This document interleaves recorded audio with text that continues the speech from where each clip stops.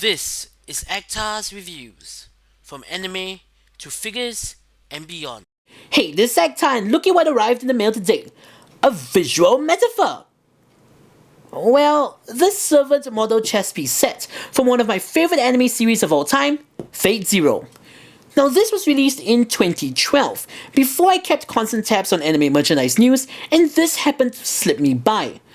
I've been trying to track one down for quite some time, but the secondary market prices just kept getting higher and higher, and I've finally managed to acquire one that didn't cost me an arm and a leg. Just an arm. Yes, I still paid quite a hefty sum for this, but honestly, if you're a fan of the series, this is one of the Fate Zero collectibles to get, in my opinion. Not only did it appear in one of the most riveting and pivotal scenes in the entire series, it also features in the ending sequence. The box itself is huge but rather simple in design, like most other premium collectibles. In the front, the pieces are arranged just like they were in the ending sequence, a pretty nifty touch. And on the back, nothing much else but a chessboard all set up just like how it was in the show. Inside the box, we get two little smaller boxes that contain all of the chess pieces and a spacer piece. And here are the contents, still fresh in their plastic prisons. Do note that Saber's sword, Archer's bow and arrow, Lance's lance, and Caster's staff all come packaged separately to avoid bending or breaking. Finally, we have a little instruction sheet that shows you how to set everything up, and it also tells you that you can use the pieces to play regular chess, but more on that later. Alright, I'll take some time to get everything ready, so do sit tight and we'll be right back.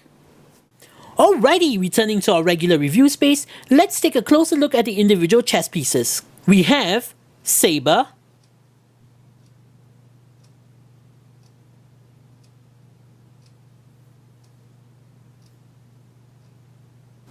Archer,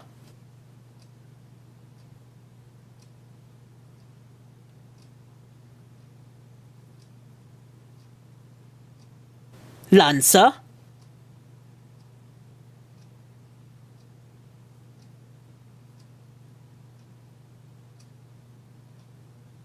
Rider,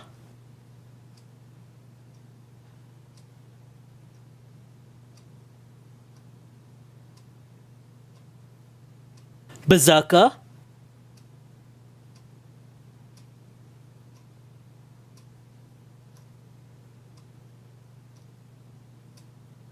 Caster,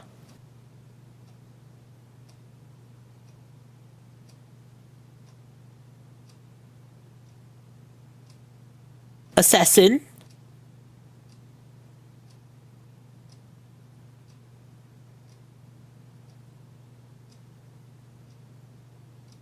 Master, 8 in total,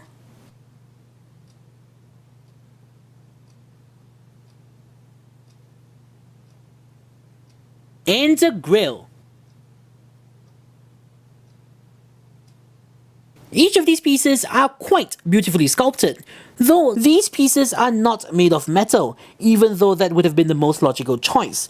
The figure portion is made of a soft-ish PVC that's slightly sticky and has a little bit of flex to it. Also, like with most PVC figures, you can still see some seam lines and flash marks from where they were cast and cut. Even at the original price, I kinda would have preferred it if they had made the figures out of a more solid material. Of course, being made of PVC, the risk of them breaking from a drop is reduced significantly. Thankfully, the bases are made of ABS and feel nice and sturdy. They also have quite a bit of weight to them.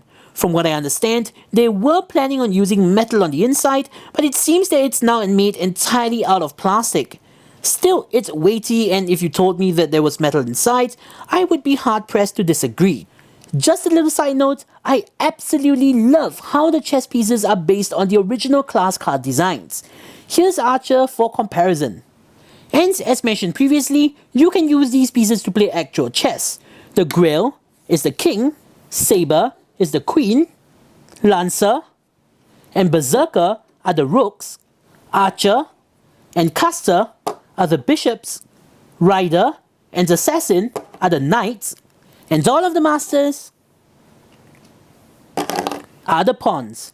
That is why you get an extra master figure despite only 7 being shown in the anime. You'll also need an 8x8 board instead of the 7x7 that's provided. Speaking of the board, this I really like. From the top at least. It's 40cm by 40cm and it's entirely made out of ABS plastic, including the surface, so it does feel nice and solid. The marble patterning is lovely, but unfortunately the surface of the board is matte instead of being smooth and reflective like actual marble. However, I can't complain too much as the matte surface does make it less prone to scratches.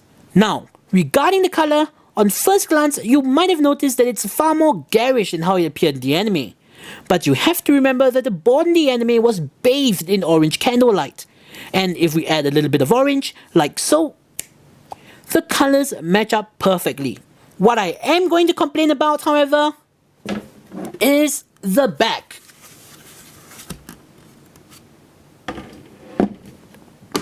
Now this is utterly atrocious.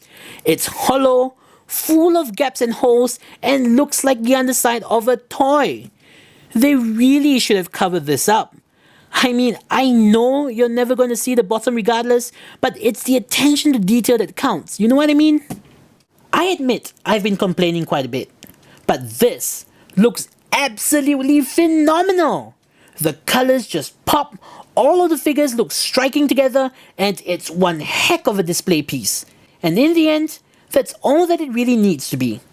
Again, if you are a fan of Fate Zero or the Fate franchise as a whole, and don't mind the missteps in quality, I sincerely think that you would love to have this as part of your Fate display.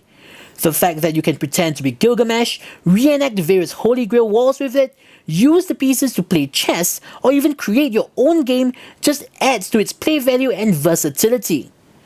But whether or not it's worth the high asking price on the secondary market is a decision that you have to make for yourself. So, this is Actor saying, see you guys in the next episode.